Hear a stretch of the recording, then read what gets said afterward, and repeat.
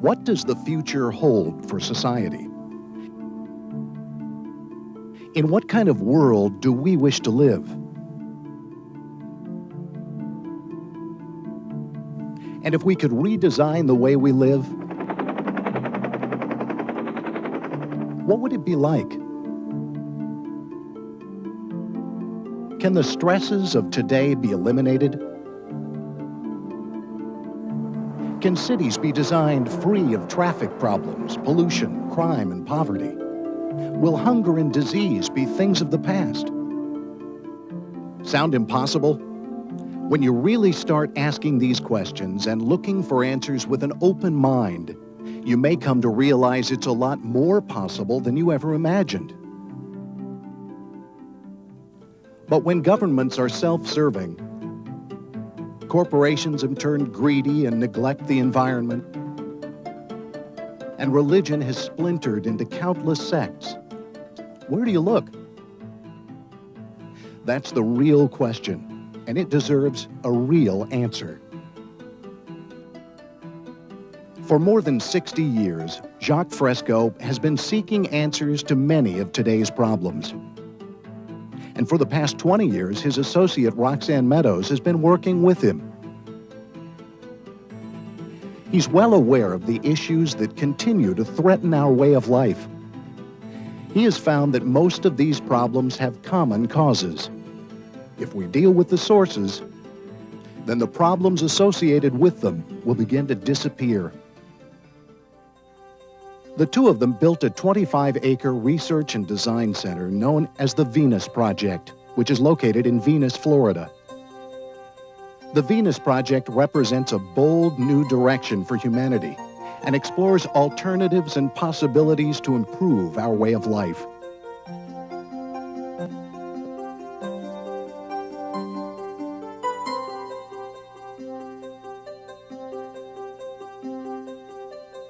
The actual buildings and conference center, along with the models, illustrations, blueprint posters, and video presentation, are the first steps that have been completed to help one see, feel, and touch the future.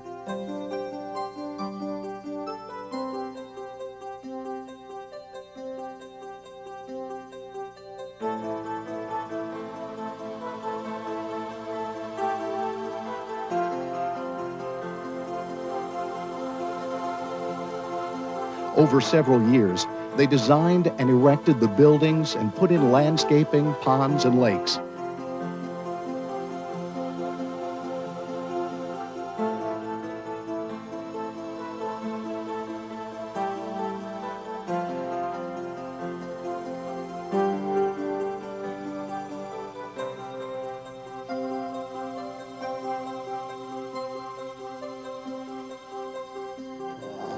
Here, technology and the environment coexist in harmony.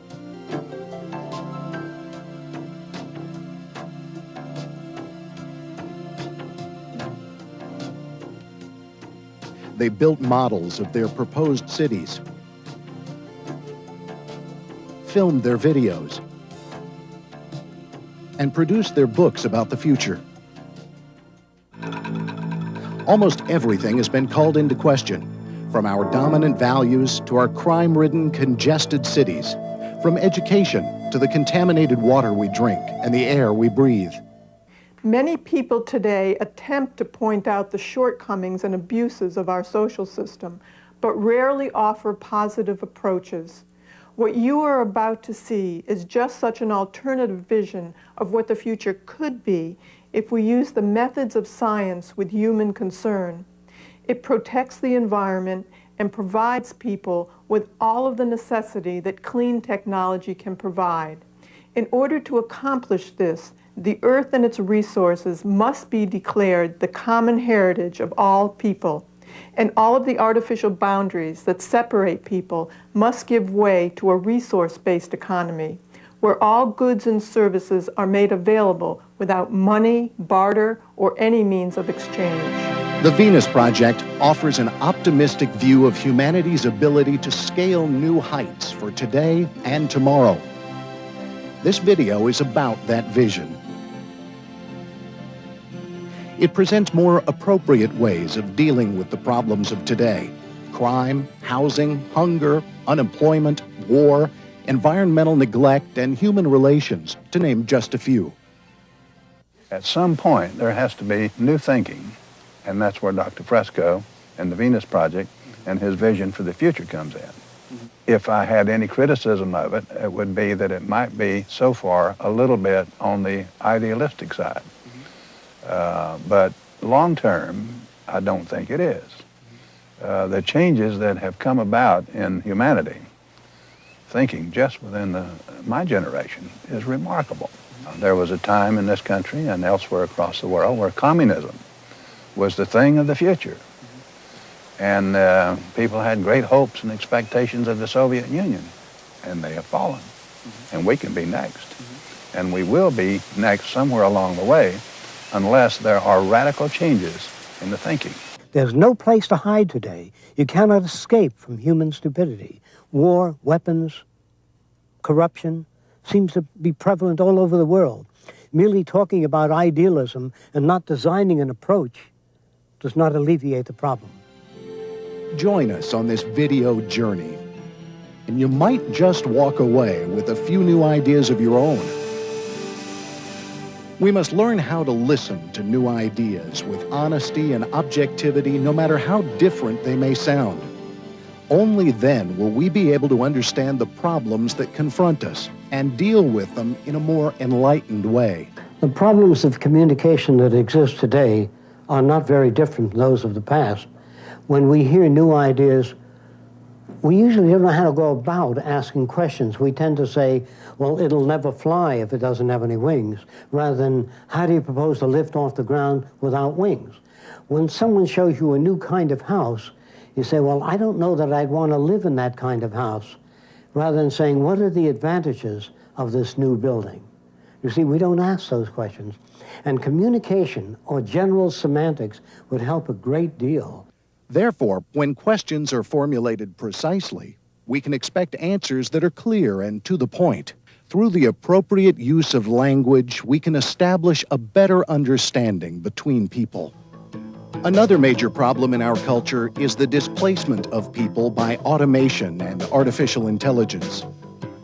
Artificial intelligence is the ability of machines to reproduce the human attributes, such as decision-making, self-correction, and more.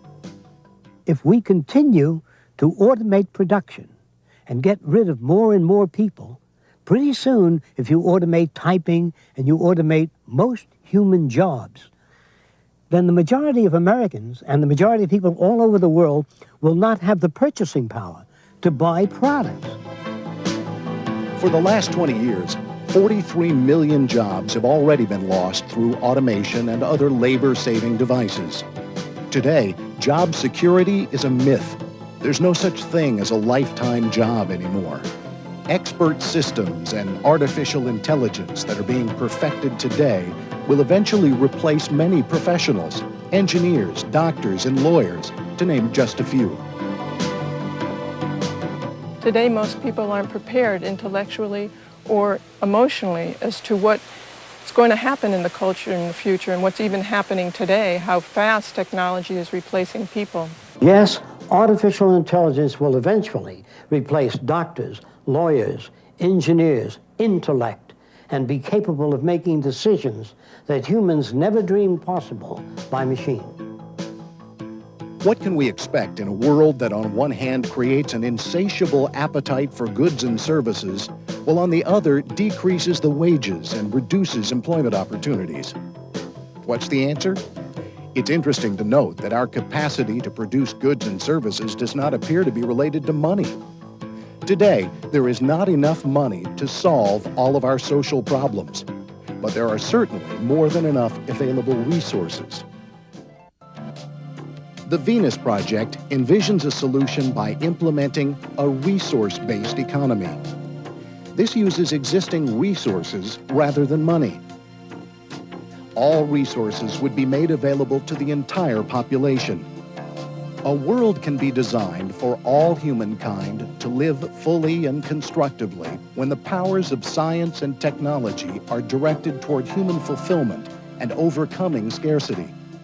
This period in history will probably go down as the lowest development because we have the technical potential to wipe out poverty, treat all human illnesses, give research labs whatever they need without ever digging up nickels and dimes or pennies for research. We have all the necessary resources. All that is required is the humane use of science and technology.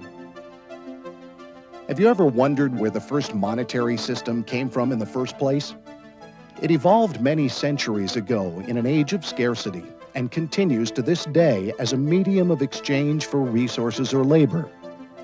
In this way, it is necessary for people to work in order to support themselves and their families. The disadvantage about money is that its value is constantly changing. How can a society possibly become stable and secure when the value of its currency is so erratic? Today, money is used to regulate the economy, not for the benefit of the general populace, but for those who control the monetary wealth of nations. The real key to the power of money is in maintaining higher prices through planned obsolescence or an artificial scarcity. Unfortunately, we even destroy food crops to maintain scarcity and higher prices. In other instances, farmers are paid not to grow food while people go hungry. This is sometimes referred to as the conscious withdrawal of efficiency. It is not money that people really need, but freedom of access to the necessities of life. In a resource-based economy, all that would be required are the resources and the manufacturing and distribution of the products. The ideas of a resource-based economy are really similar to the functioning of the human body. See, when you get an infection in your toe, there's no committee meeting that sends a committee to the brain, and the brain says, yes, we're going to do a 3-month study on that. By that time, your infection's up to your knee. The body has built-in nervous system that immediately supplies antibodies to the infected region. That's exactly what a resource-based economy is. Now then, if you went back to the free enterprise system or a monetary system, suppose the brain said, look, I do all the thinking, I want most of the oxygen and the nutrients. And then the lungs would say, well, look, if I don't clean the blood and oxygenate it, you couldn't function as a brain. And the brain says, all right, I'll give you enough to survive. Then the liver says, now wait a while, I'm a filter. I'm important in the function of the body. So all the organs of the human body are well provided for. And this is how it is that we survive.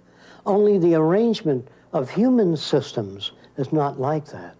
The Venus Project advocates the application of nature's way to the social system. I like the holistic approach of the Venus Project because it looks at how things relate to other things.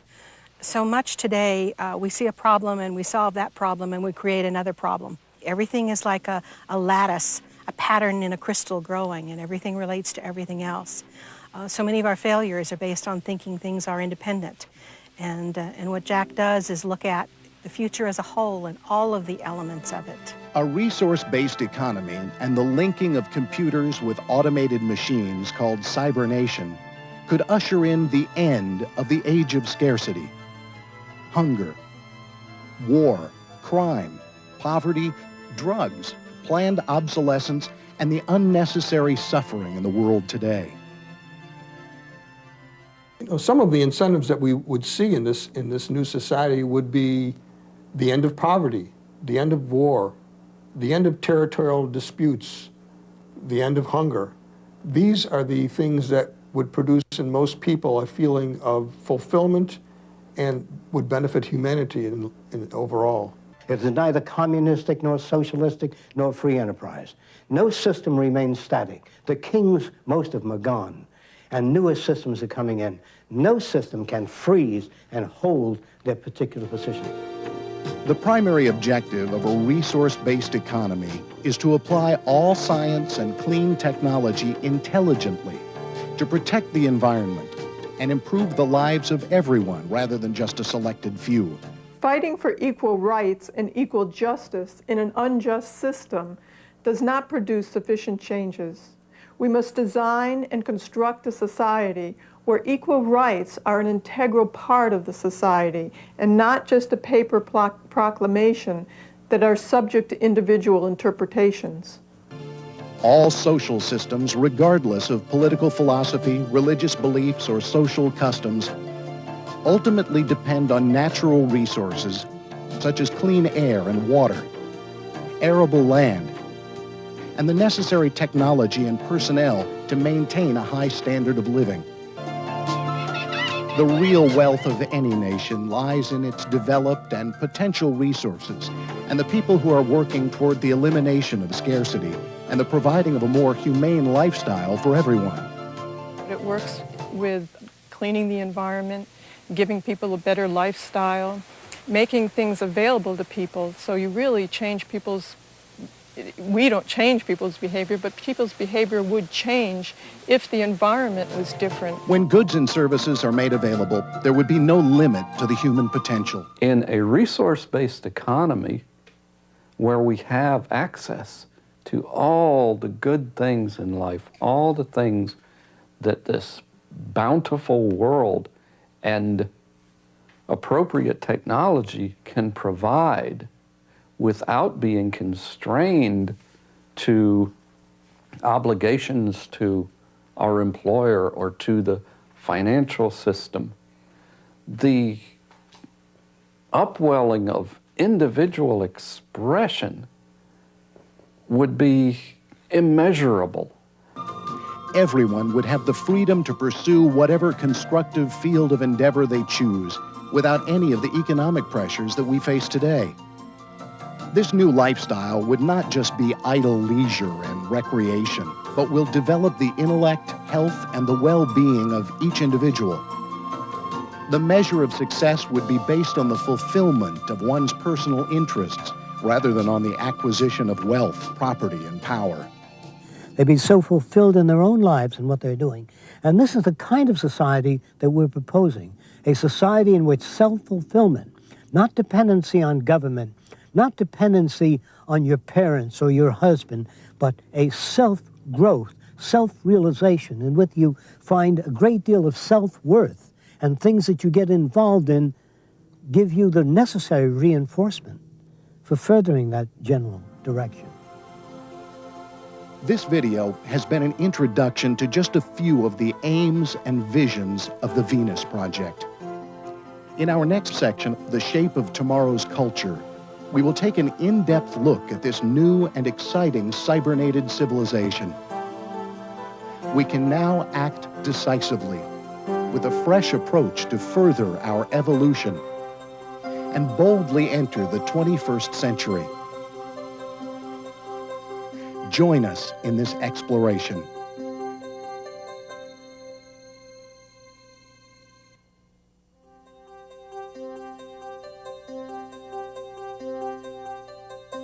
The Venus Project introduces a new direction that can make tomorrow's world far better. We can convert the Earth into a second Garden of Eden if we choose to do so that everyone can live well. There need not be any poor or hungry. Living in a resource-based economy would present possibilities and opportunities that people would not even dream of today. And what the Venus Project brings is a holistic approach that says to everyone, we can live together in harmony. Technology is a thing that we are going to have to live with. So how do we begin to approach the development of technology, the use of technology, so that there is no environmental damage? So it is designed, in fact, with environmental conditions in mind, with a balanced load system, so that we as humans don't overload any particular resource or any part of the earth, that we are looked at as part of the ecosystem itself. Imagine living in cities that actually think. Circular cities, elegantly designed and intelligently arranged for the convenience of everyone in them. These cities would be a place where high technology and nature could coexist in a symbiotic relationship.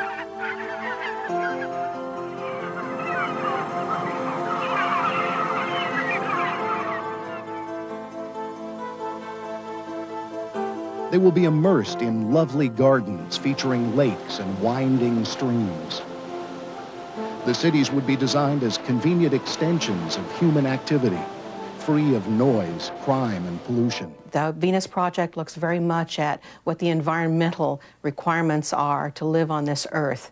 It's not technology as a thing opposed to the Earth and the environment, but how can our technology live in harmony with the Earth? The city's outer perimeter will provide recreational facilities such as golfing, bike paths, riding, and hiking trails.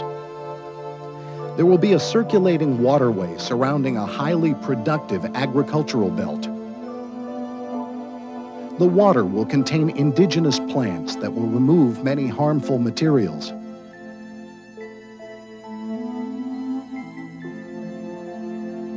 The transparent and closed buildings in the agricultural belt will be used to grow a wide variety of plants in a controlled environment without the use of pesticides. Wind turbines, photovoltaic cells, solar heat concentrators, and other clean, renewable sources of energy will be used.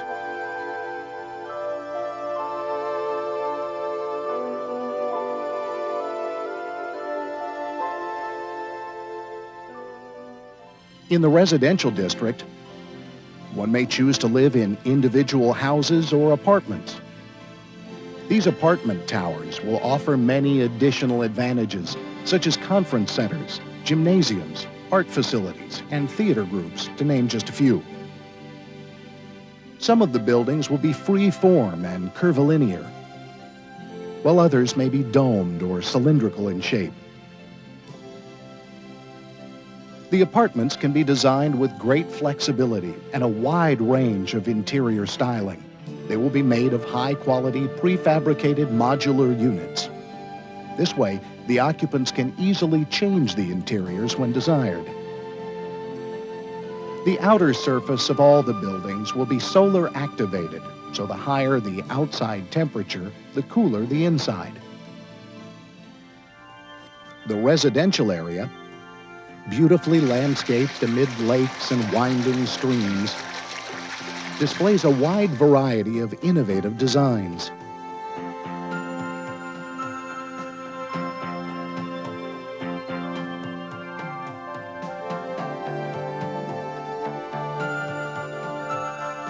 These homes are contoured to blend in with the environment.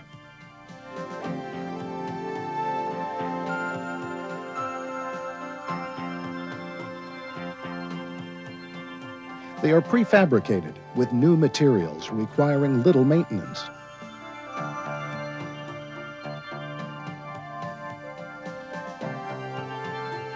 With this type of construction, damage from earthquakes, hurricanes, and fire would be greatly reduced.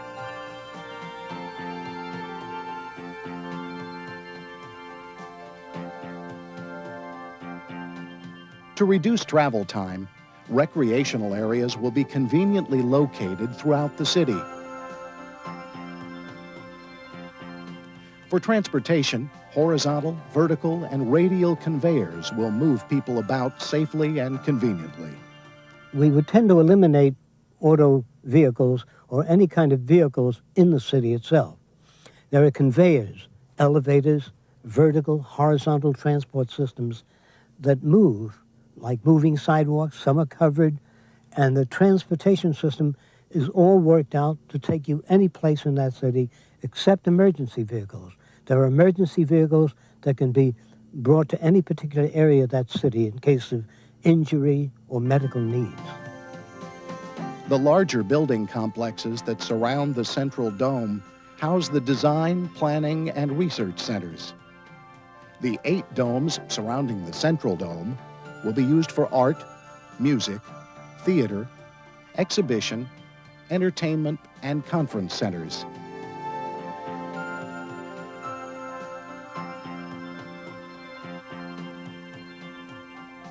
The Central Dome will house education, healthcare, shopping, childcare, and the core of the cybernated system. This cybernated system will be the computerized communications and networking system. Cybernation is the linking of computers with automated machines and new technologies. This cybernated complex will display a 3D projection of the entire planet in real time, so that people may access planet-related information such as weather, locations of ships and planes, and other features. This information will also be available in all homes, research facilities, and recreation areas. And that's what the Venus Project is all about.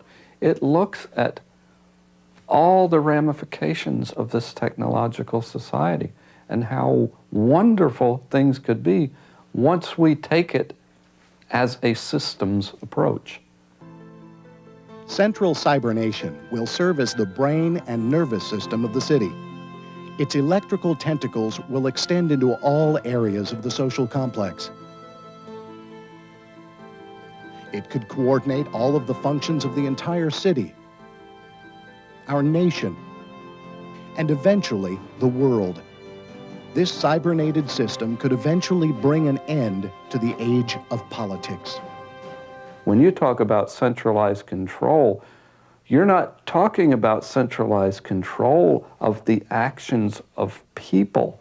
You're talking about centralization of information that will enhance the lives of people, will enhance the state of the world, the environment. You're talking about input from data gathering equipment orbiting the planet, beneath the seas, all over the land, that will give us a constant input of relevant information that we can use to continue into the future, continue a sustainable society, and work toward the betterment of the whole human family. For example, in the agricultural belt, the computers will automatically monitor and maintain the water table, soil chemistry, and coordinate the planting and harvesting of crops. Eventually, with the use of automatic inventory, materials will be supplied to the manufacturing plants throughout the nation. In this way, a balanced load economy can be maintained, eliminating shortages and overruns. Only when cybernation is integrated into all aspects of this new and dynamic culture can computers appropriately serve the needs of all people. Today, people feel threatened by the development of cybernation and artificial intelligence, and they are correct in feeling this way. The threat of losing one's job and income is very real in a monetary-based society where downsizing is profitable. Only in a resource-based economy, as proposed by the Venus Project, would new technologies be used to shorten the workday while raising the standard of living for everyone. Some people worry that the emphasis on technology in the Venus Project is too materialistic, that it focuses too much on machines.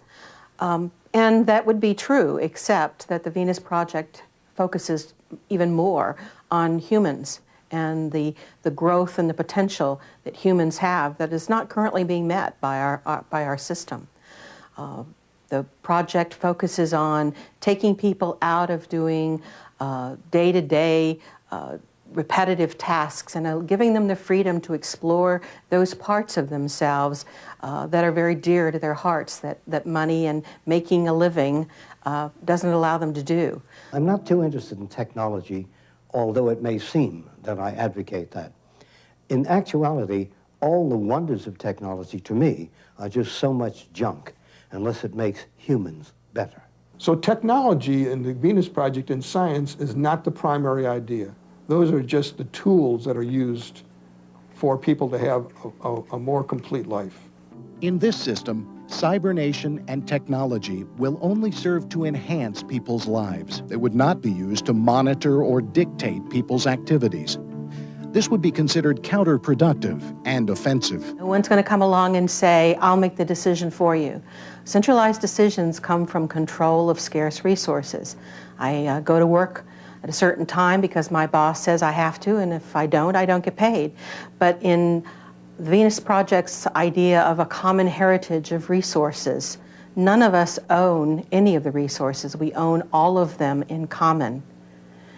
And so the decision for how we will live our lives becomes an individual choice. Society will continue to undergo change regardless of the dominant views of the time. Our future does not depend on our present-day beliefs or social customs, but will continue to evolve as a set of values that is appropriate to that point in time. In the dynamic, expanding universe, all things change, from the movement of the planets to the shifting of the continents. The same process of change also occurs in all non-living and living systems.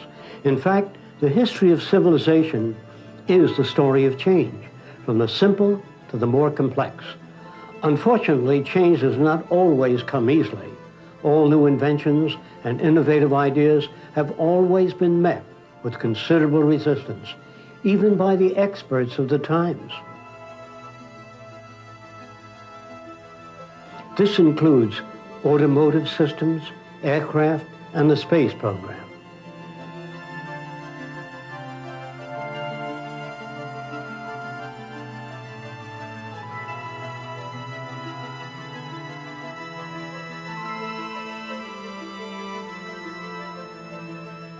Some of the conditions responsible for social change are limited resources, overpopulation, epidemics, natural disasters, and the technological displacement of people by machines.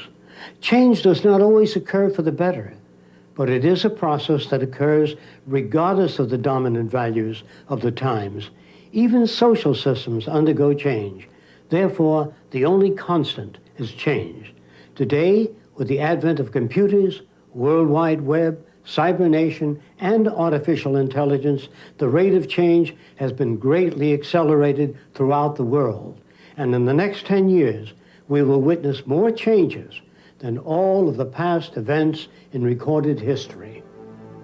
Perhaps one of the greatest limiting factors of our present-day culture can be traced to our language, habits, social customs, and values, which were conceived in earlier times and are no longer relevant.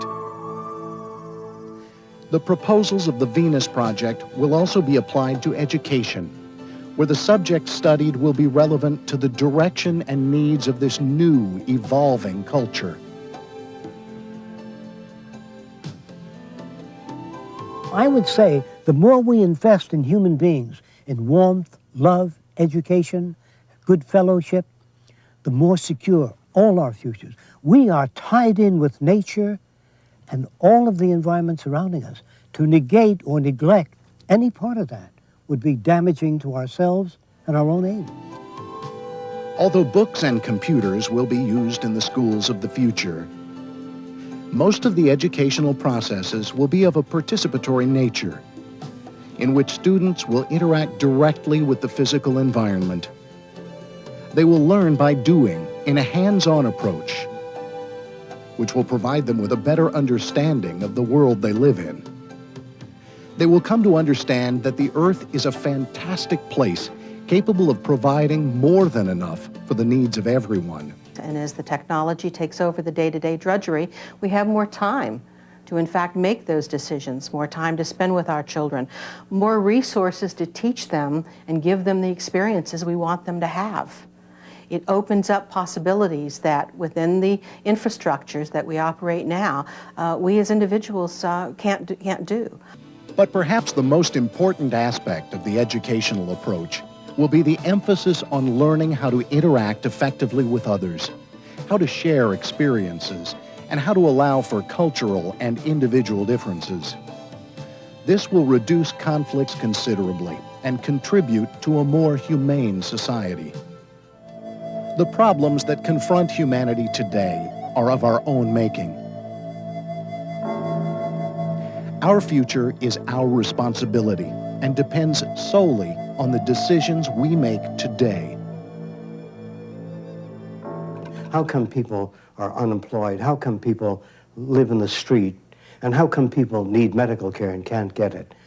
And I know we have the technology If we can put a man on the moon, maintain a war, maintain all this military equipment, we need a Pentagon of sanity, people who care about the Earth and all other human beings.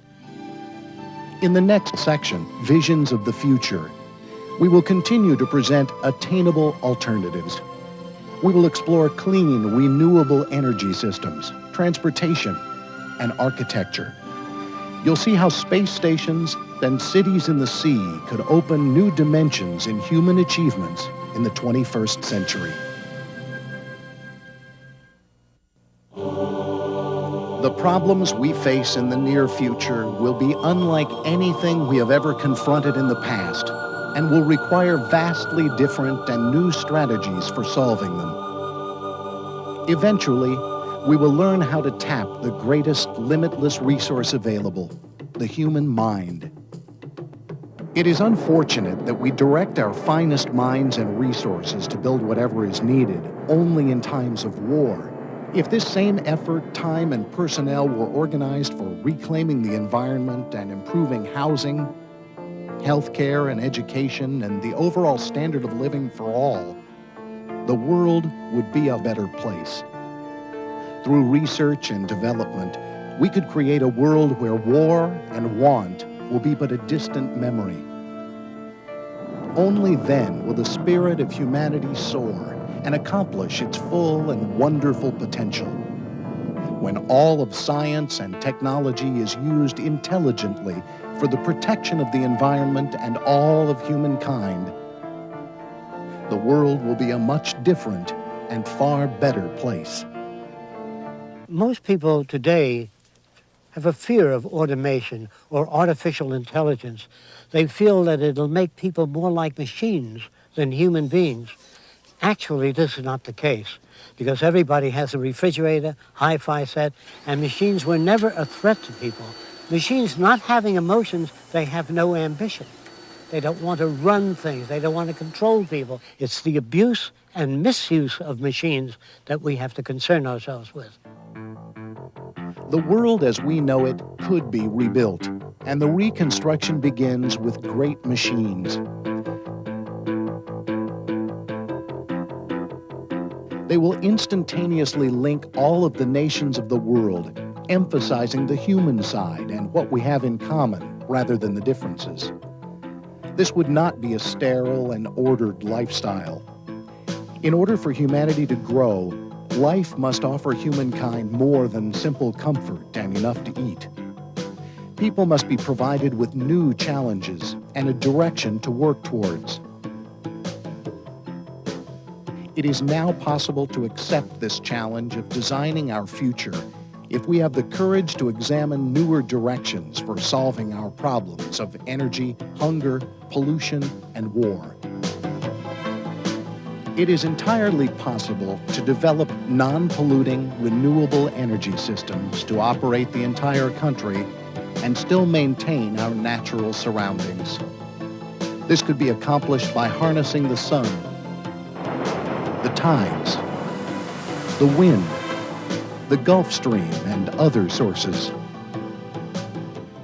Another possible development is the building of a land bridge or dam across the Bering Strait, which would bridge Asia and Europe with the U.S. This could generate enough power to eliminate much of the suffering and scarcity of the third world countries. Eventually, with the advent of clean fusion power, we could easily propel our world's technology for the next 1,000 years. In the Venus Project, priority will be given to the development of these clean energy sources. There are many other possibilities for developing photovoltaic systems that generate electricity, while at the same time harness the currently unused radiant heat energy from the sun. Roadways, rooftops, and many other surfaces could be designed to collect and store the heat from radiant energy, which could be used for heating or cooling. Transportation will also be safer, more efficient, and environmentally clean. Eventually, all of the world's transportation systems will be interlinked. These electrically operated, streamlined cars will provide high-speed, energy-efficient, and safe transportation. Some will have wheels, while others will use magnetic levitation or air flotation. Most vehicles will be operated by voice command that will allow the passengers to determine their destination simply by requesting it. The vehicles will be silent and periodically transport themselves to service and maintenance facilities. While these high-speed maglev passenger trains are in motion, a segment of the passenger compartment can be released. These removable sections can then take passengers to their local destinations, while other compartments are lowered in their place. In some instances, the rear section of a train can be disengaged and rerouted to other destinations. This method allows the main body of the train to remain in motion, thus conserving energy and time. In addition, the removable compartments could be specially equipped to serve many transportation purposes. The bridges of the future will be constructed of new materials that are lightweight, durable, and of great strength.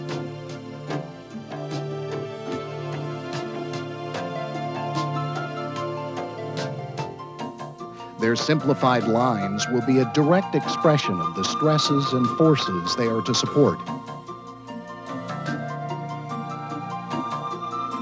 If we had more people who are using their creative talents appropriately to think about the problems that we all know that are there, but we do not have the time to work on or to collaborate together to do something about, then we're going to continue on this path. If we move in the direction of the Venus Project, where we'll be working together creatively, working in the problems that are confronting the human condition, I think that this is the most viable approach that we can take in the future to solve our problems. Oceans and waterways will serve as an important link in the transportation system.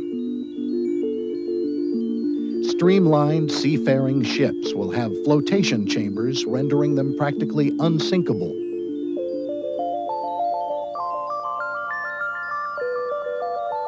They will be manufactured from durable composite materials and require minimal maintenance.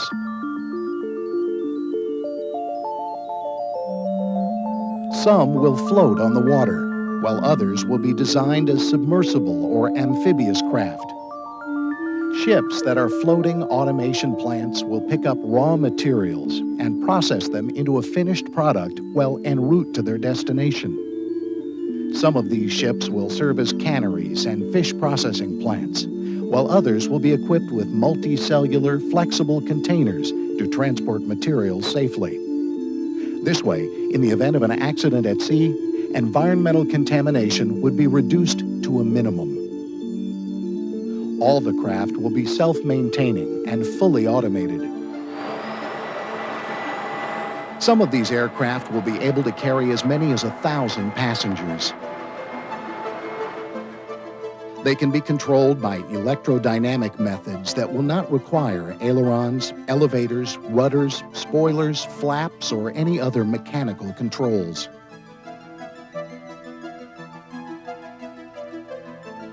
This electrostatic means of control will also repel ice and snow from the surface of the craft.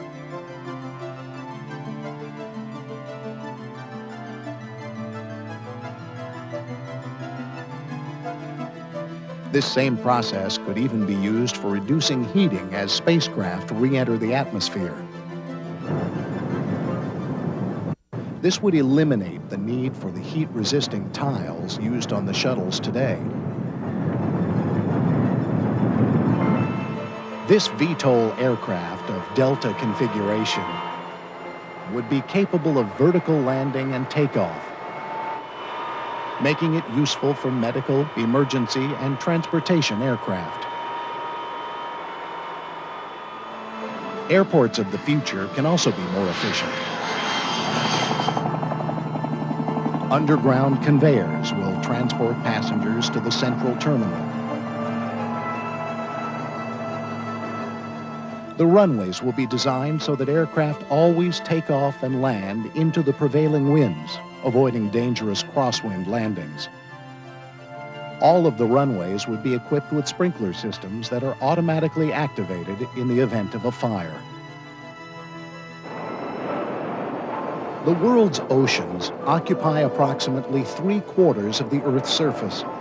And beneath the surface lie vast, untapped resources, large quantities of food, minerals, pharmaceuticals, metals, and much, much more. Massive ocean structures proposed by the Venus Project would be both above and beneath the sea, accessible by aircraft, seacraft, and submersibles. These cities of the sea are designed to accommodate from 2,000 to 30,000 people. Several thousand of these cities could greatly relieve the land-based population pressures. I don't care for the idea of machines being used to enhance the lives of a selected few. They can serve the well-being of all people. And this is what the Venus Project's main concern is. Not machinery, not cybernation, not automation, but to elevate all human beings to their highest intellectual and physical potential and sense of spiritual well-being. Some of these cities in the sea will be used for fish farming and mariculture communities and could easily help feed the world's hungry.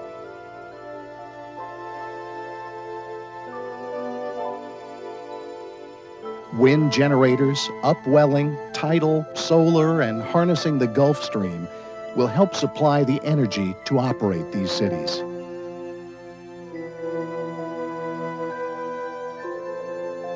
These cities in the sea will offer most of the amenities that land-based cities have and much more.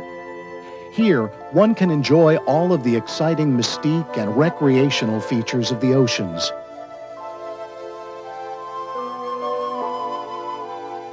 On these sea cities, gardens provide serene and picturesque environments. People will dine on the terrace in the privacy of lovely gardens, where all of the rooms have a spectacular view of the ocean.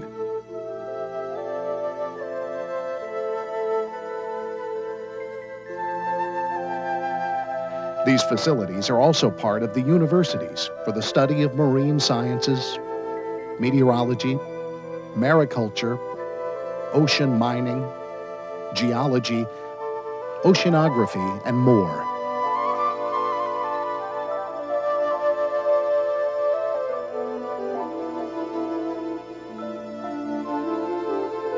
Many of these cities in the sea will serve as underwater international parks, where visitors can observe the great underwater reefs of the undersea wonderland. From a computerized chair, communication with dolphins and many other forms of sea life will be possible. The proposals of the Venus Project range from cities in the sea to space stations. These cybernated space stations can provide the facilities of a gravity-free research environment. They can be entirely automated and will be capable of maintenance and self-repair. Along with satellites, they could serve as nodes in a major worldwide telecommunications and control system. They would also provide up-to-the-minute information on Earth's ecosystems, the position of ships and aircraft, and all other pertinent information. They will also be able to pilot and guide aircraft, ships, and other transportation systems to their destinations. They will differ from today's space stations in that all of the experiments in space will be conducted by remote control from a replica on Earth. This will eliminate the life-threatening danger of transporting humans into space.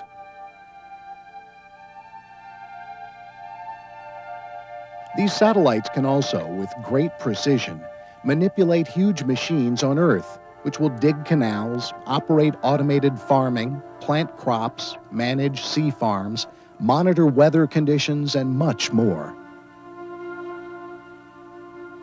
Further exploration of the new frontiers of the ocean and space will provide us with bountiful resources and endless possibilities. The agriculture of tomorrow will also undergo considerable changes. Agriculture will be completely computer-controlled and monitored by electronic sensors. No longer will farming be subject to drought, insects, and weather conditions because most of it will be computer monitored and much of it enclosed. Eventually, the polar regions may be used to store grains and other perishables for international emergencies. Before any of these mega projects are started, careful analysis of the possible negative effects on the environment will be thoroughly studied. We cannot freeze things as they are today and achieve peace on Earth. We can't legislate peace by treaties within today's society when few countries control most of the world's resources.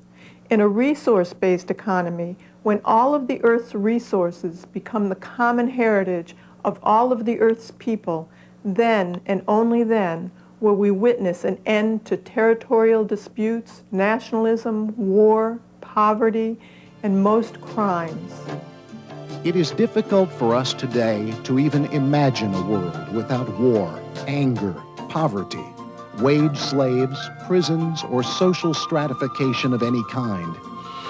Yet a world can be designed for all humankind to live as fully and as constructively when the powers of science and technology are directed toward human fulfillment. This can only occur when society is unhampered by the limitations of the old monetary system. People will eventually learn to set aside self-centered egotism and racial hatred and surrender their ego for constructive, cooperative behavior. Many people wonder whether or not human nature can be changed. It's really not human nature that we're dealing with. What we're dealing with is behavior. And there certainly is plenty of evidence to show that human behavior can be changed. And it has always undergone change. Humans pick up from their environment customs, values, language, dialect, which is all environmentally determined. If you alter the environment, so does behavior undergo considerable change. At present, our planet is our only sustainable environment, and we must protect it for ourselves and generations to come. The technology and resources are available today to translate the aims of the Venus Project into a working reality. Well, I wanted to say there's no such thing as utopia. What you call the best television set is the best that you have up to now. But you know, 2 years from now, you'll look back and say, oh my God, see? So what you call utopia is just a better way of life than you've known in the past. But there's no end to the possibilities, which I think haven't even begun yet. The civilized world hasn't even begun to get off the ground. The jobs that will be accomplished in the future, the marvels, the technology to come is unbelievable. And it's about high time we get off our self-centered, self-seeking, self-advantageous designs and get on with the social job that has to be done, namely the reclamation of the environment and human beings as well. So we welcome everybody's participation. We can now act decisively with a fresh approach to further our evolution and boldly enter the 21st century. We welcome your inquiry, careful analysis, and participation to build a civilization truly worthy of humankind. The quality of life in the future will ultimately depend on the choices we make today.